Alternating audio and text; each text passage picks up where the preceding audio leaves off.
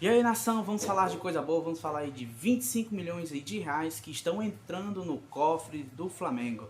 E aí, nação brunegra, beleza? Sejam bem-vindos a mais um vídeo aqui do meu, do seu, do nosso canal, o canal Alex SRN. Tô chegando com tudo. Na manhã deste domingão, chego como sempre com aquele compromisso de trazer todas as notícias e informações para você, torcedor brunegro que acompanha aqui o canal. Bom, nesse vídeo eu vou falar aí sobre esses milhões aí nos cofres do Flamengo, cerca de 25 milhões aí que estão entrando aí no cofre do Flamengo, dinheiro aí que não estava previsto para entrar. Vou falar também de um problema resolvido aí no Mengão. Vou falar também sobre a diretoria rubro-negra aí, que ontem em entrevista coletiva defendeu e respaldou o técnico Paulo Souza e, claro, deixar vocês por dentro de tudo que acontece no rubro-negro mais querido e mais amado do Brasil e do mundo, o Clube de Regatas do Flamengo, nosso eterno amor. Bom, antes de iniciar com as notícias, eu gostaria de pedir a você que está me assistindo agora. Se você não é inscrito no canal, meu amigo, minha amiga, é muito importante que você se inscreva aqui no canal. Tem um botãozão vermelho aqui embaixo escrito inscreva-se. Então se inscreve no canal, acione o sininho da notificação.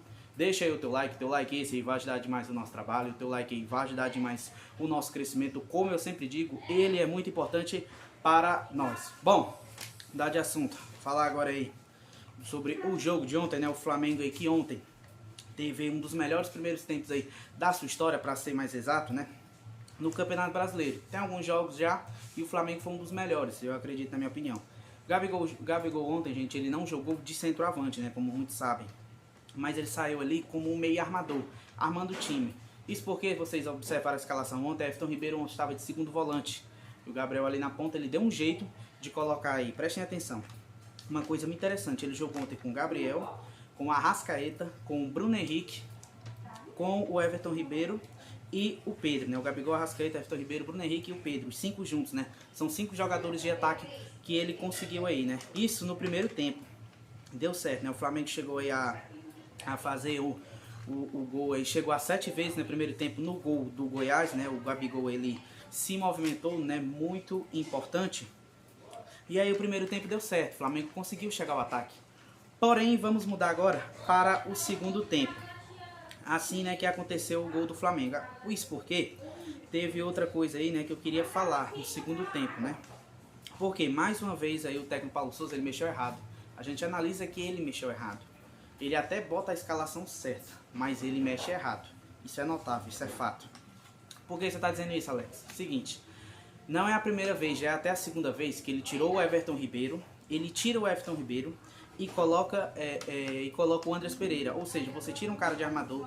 Ontem ele estava de segundo volante de fato, mas você tira um armador e coloca um volante. O que você está falando para o time adversário? Ó, estou recuando aqui, eu vou recuar o time. Ah, Alex, mas ele não tinha mais jogadores de ataque. Mentira, ele tinha o Victor Hugo e ele tinha o Marinho no banco, né? Ele tinha todos esses dois jogadores no banco. Depois ele tirou o Gabigol, colocou o João Gomes, né? A gente vê ali. Depois ele tira o Arrascaeta, coloca aí o Thiago Maia, né? Ele começou o jogo com um volante e terminou o jogo com 4 volantes. E isso, nação, é muito preocupante.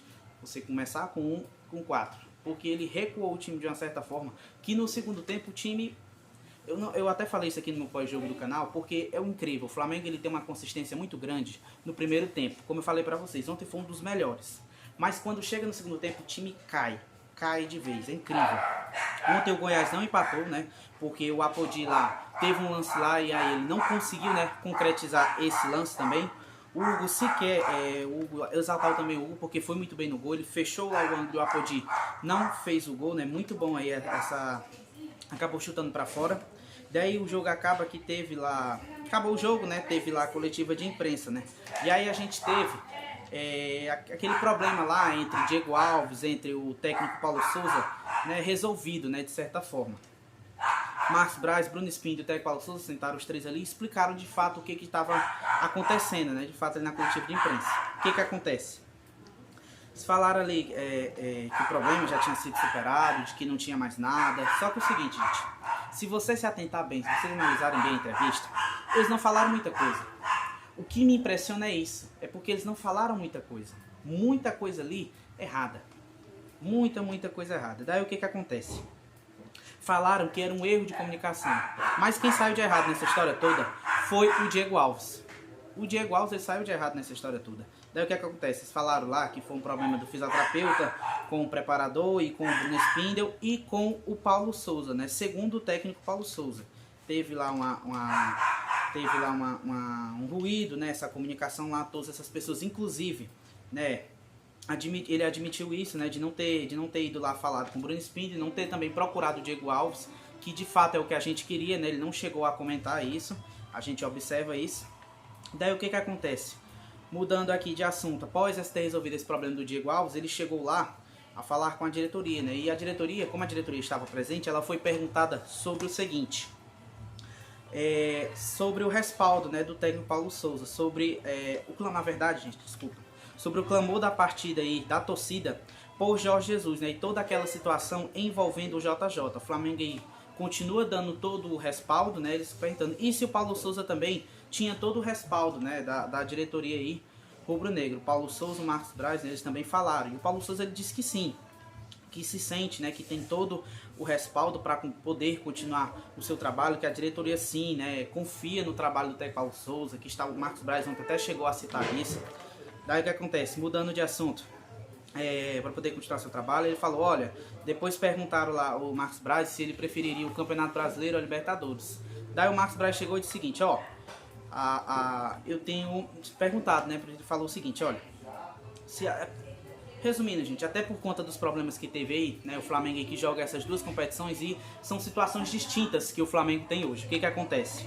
O Marcos Braz falou, né, que já participou de 4 campeonatos brasileiros, ganhou 3, foi vice em 1, né? Então ele acha que, ele até falou, chegou a comentar, de que ele acredita que o campeonato brasileiro seja até mais charmoso do que qualquer outra competição, né? Ele até chegou a citar isso e que ele gostou muito também, né, nesse quesito. Daí o que acontece?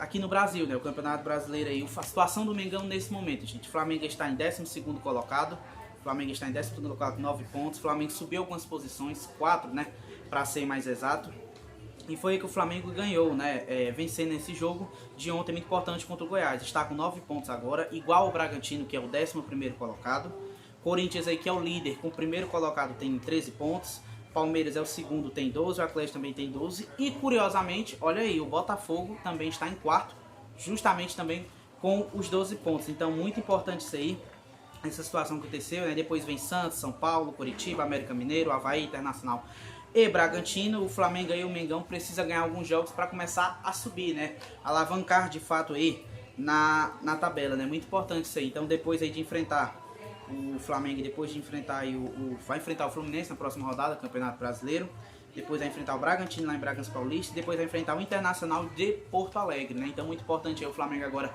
começar a alavancar, né, de fato no Campeonato Brasileiro. Gente, pedindo só desculpa pra vocês aqui, que eu sei que tá tendo um som, uma conversa danada, porque eu não estou em casa, né, estou aqui na casa dos meus avós, então só pedindo desculpa pra vocês se der alguma interrupção, tô tentando falar um pouco mais alto, tá bom? Bom, mudar de assunto, falar agora desses 25 milhões aí de reais que foi para o Flamengo. Ô Alex, que história é essa? Vou explicar para vocês agora. Seguinte, nação. Na verdade foram 25 milhões e 700 mil reais. Isso porque o Flamengo ganhou essa bagatela, vamos dizer assim, de certa forma, né? O Alex, por que o Flamengo ganhou esse dinheiro? Vender algum jogador? Não, nação, é o seguinte. Havia uma cláusula lá de contrato do Gerson de que se eles se classificassem para a Champions League, o Flamengo ia ganhar uma outra parcela da venda, né? Lembrando, o Gerson foi vendido aí por um valor muito bom, né, em reais, o maior valor que tem hoje do Flamengo em reais, e aí havia cláusulas de contrato. E como vocês sabem, esses clubes de fora, eles sempre vêm e pegam parcelado esses jogadores, né? Eles pagam parcelado. Daí aconteceu ontem. Eles pagaram aí 5 milhões de euros no Flamengo, né? Ontem a vitória aí ganharam por 4-0, inclusive o Gerson aí fez 2 gols e o Gerson aí tá fazendo um bom campeonato lá, né? O Gerson começou meio ruim lá na França, o pessoal criticando ele, agora ele já melhorou, né? Muito importante isso aí.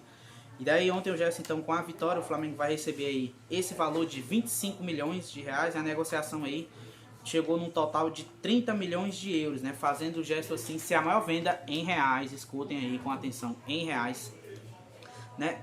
Em reais aí o jogador com mais caro da história do Flamengo, né? Vendido aí em reais, e o Mengão aí chegando a quase aí 160 milhões, né? Esse dinheiro aí muito bom, essa negociação entre Flamengo e Olympique de Marseille, né? Muito bom aí essa questão.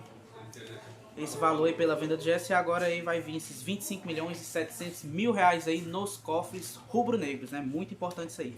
Bom, gente, mudar de assunto agora, falar agora de preparação aí do Flamengo. Isso porque o Mengão se reapresentou hoje mesmo, né? Sem descanso. Lembrando, o Flamengo vai ter um jogo importante agora na terça-feira aí. O Mengão vai se enfrentar na próxima terça-feira, Sporting Cristal, né? O último jogo aí da fase de grupo da Libertadores, né? Esse jogo vai ser lá no Maracanã, jogo importantíssimo para o Mengão. O último jogo aí, o Flamengo vai enfrentar, né, o Sporting Cristal. Lembrando que o Flamengo já está classificado para a Libertadores, é só para cumprir a tabela. E eu vou dar aqui minha opinião e uma sugestão também eu vou dar também a sugestão também à diretoria rubro-negra. Não vou mentir para vocês não. Eu acho que a diretoria rubro-negra tinha que fazer o seguinte, olha, é o último jogo da Libertadores, beleza. Vamos fazer o seguinte, nós vamos aqui pegar aqui e vamos mudar. Como assim, Alex? Ó, bota o ingresso barato. Vamos encher o Maracanã. Já que é o último jogo, né, vamos encher o Maracanã. Eu acho muito importante isso aí, né, que o Flamengo aí resolva essa situação e coloquei, né, eu acho muito importante isso aí. Bom, é a minha sugestão, né, botar o ingresso barato e encher o estádio. Bom, terminar o vídeo, gente, falar do Pedro aí, que vive uma fase artilheira do Flamengo e marca gols em todas as competições disputadas em maio. Isso mesmo, muito importante. Pedro se reencontrou com uma boa fase e tomou um reforço, se tornou um reforço tanto para Paulo Souza. Nesse mês, por exemplo, o atacante marcou gols contra todos os adversários em todas as competições, que foi utilizado pelo treinador. Aliás, o camisa 21 balançou as redes em 4 das últimas 5 partidas que disputou. Responsável pelo gol aí da vitória contra o Goiás por ontem, né, 1-0 no Brasileirão, Pedro também marcou gol contra o Altos na sua ida pela fase da Copa do Brasil e Talheres e Universidade Católica, ambos pela Libertadores. São 4 gols aí nos últimos 5 jogos que foram utilizados pelo treinador. Por sinal, Paulo Souza só não aproveitou o atacante no empate por 2-2 do Ceará, como eu falei pra vocês daquele jogo, na Arena Castelão. Cabe agora pontuar que o camisa 21 só não ficou à disposição no clássico do Botafogo, no Mané Garrincha, em Brasília, né? Ele tava lá, tinha sofrido lá, sentido lá sentiu lá coxa, algo assim do tipo. Bom, isso é muito importante pro Flamengo, ter esses artilheiros aí todos à disposição, marcando gols, isso é muito bom, né? Bom, nação, esse foi o vídeo de hoje. Eu gostaria de pedir a você, torcedor rubro-negro, que não é inscrito aqui no canal. Se você não é inscrito no canal, meu amigo, minha amiga, é muito importante que você se inscreva aqui no canal, acione o sininho da notificação, deixe aí o teu like vai ajudar demais o nosso trabalho, o teu like aí vai ajudar demais o nosso crescimento. Como eu sempre digo, gente, é muito importante para nós e a qualquer momento volto com mais informações para vocês. Tchau, tchau, nação.